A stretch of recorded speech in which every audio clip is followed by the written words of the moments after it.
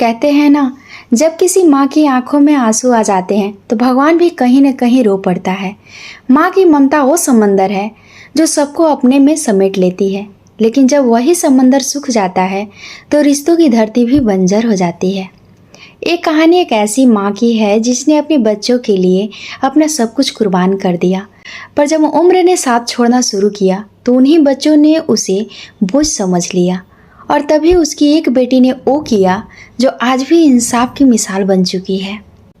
गांव के किनारे पर एक पुराना घर था। छत से बारिश की बूंदें टपक रही थी, दीवारों पर नमी थी, पर उस घर में बसने वाली सावित्री देवी के दिल में अब भी प्यार का सागर बाकी था। सावित्री देवी करीब 70 साल की थी, कमजोर शरीर पर दिल उतना ही मजबूत जितना पहले था। उनके 3 बच्चे थे, 2 बेटे मनोज और दीपक और एक बेटी आरती। पति के मौत के बाद सावित्री देवी ने अपनी पूरी जिंदगी बच्चों की परवरिश में लगा दी। कभी भूखी रही, कभी कपड़े पुराने पहने, लेकिन बच्चों को कभी कमी नहीं होने दी। जब वो बड़े हुए तो सब शहर चले गए। शुरुआत में फ़ोन आते थे, कभी कभी खत भी आता था, लेकिन वक्त के साथ सब बदल गया। अब कोई हाल पूछने वाला नहीं आता था। सावित्री देवी हर शाम घर के आंगन में रखी पुरानी कुर्सी पर बैठ जाती, हवा में झूलते पत्तों को देखती और सोचती, यही जिंदगी बची है अब मेरे हिस्से में। एक दिन सुबह दरवाजे पर दस्तक हुई। छोटा बेटा दीपक और उसकी पत्नी रश्मि आए थे। सावित्री देवी के चेहरे पर मुस्कान फैल गई। आ गए बेटा, बहुत दिनों बाद मिले हो। दीपक ने औपचारिक मुस्कान दी। हाँ माँ, काम में थोड़ा बिजी था। थोड़ी देर बाद रश्मि ने कहा, माँ जी, आप अकेली रहती हैं, पेंशन तो आती है आपकी। हम सोच रहे थे कि बैंक का काम हम संभाल लें, आपको परेशानी नहीं होगी। सावित्री देवी ने कहा, बेटी अभी मैं खुद बैंक जाती हूँ, मुझे कोई परेशानी नहीं। रश्मि ने होठ दबाए और कहा, ठीक है, जैसी आपकी मर्जी। लेकिन उसी दिन से घर का माहौल बदल गया। दीपक ने धीरे धीरे माँ से दूरी बना ली। हर बात में ताने, माँ इतना खर्चा क्यों करती हो, माँ ये दवाई बहुत महंगी है। सावित्री देवी ने कभी जवाब नहीं दिया। वो सिर्फ भगवान से कहती, मेरे बच्चों को हमेशा खुश रखना, चाहे मुझे भूल जाए।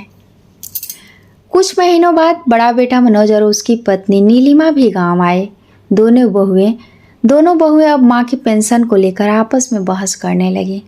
हर महीना माँ की पेंशन हमें क्यों नहीं मिलती, वो हमारे साथ रहें तो पैसा हमारा होगा। एक दिन सब ने मिलकर फैसला लिया, माँ अब 1 महीने मनोज के पास रहेगी और अगले महीने दीपक के। सावित्री देवी ने कुछ नहीं कहा, बस चुपचाप सिर झुका लिया।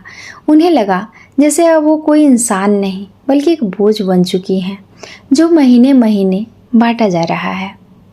पहला महीना मनोज के घर गई, वहाँ रोज ताने मिलते, माँ गैस खत्म हो गई, सिलेंडर भरवा दो, माँ खाना खुद ले लो, हमें ऑफिस जाना है। दूसरे महीने दीपक के घर पहुंची, वहाँ भी वही हाल, कभी ठंडा खाना, कभी बिना बात के डांट।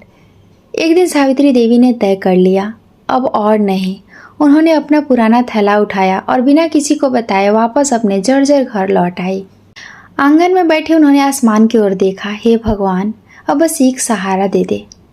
शहर में रहने वाली बेटी आरती को अचानक खबर मिली, तेरी माँ की तबीयत बहुत खराब है, कोई दिखने वाला नहीं।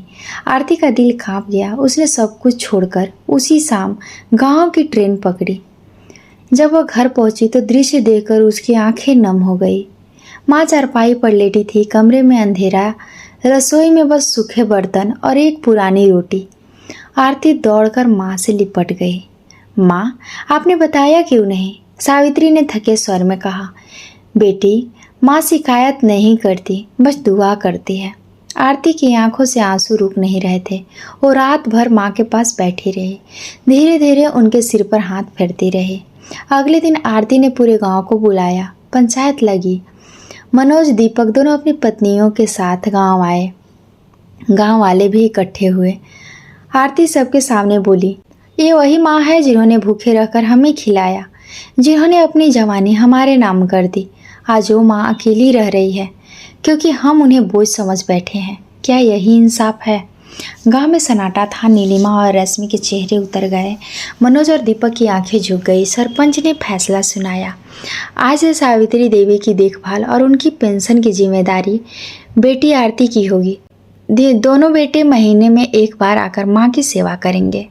आरती ने माँ का हाथ थामा और कहा, माँ अब आप कभी अकेली नहीं रहेंगी। सावित्री देवी मुस्कुराई, बेटी तूने मुझे वो सम्मान लौटा दिया जो मैंने अपने घर में ही खो दिया था। कुछ दिनों बाद सावित्री देवी शहर में आरती के साथ रहने लगी। हर सुबह दोनों मंदिर जाती, साथ चाय पीती और पुरानी बातें याद करती। सावित्री देवी ने एक दिन कहा, बेटी अब मुझे कोई डर नहीं क्योंकि मेरी आखिरी उम्मीद तू है। आरती मुस्कुराई और बोली, माँ अब आपकी दुनिया मेरी दुनिया है। धीरे धीरे माँ की सेहत सुधरने लगी। गांव में लोग आज भी कहते हैं, जिस घर में बेटियां होती हैं वहाँ भगवान खुद रहना पसंद करते हैं।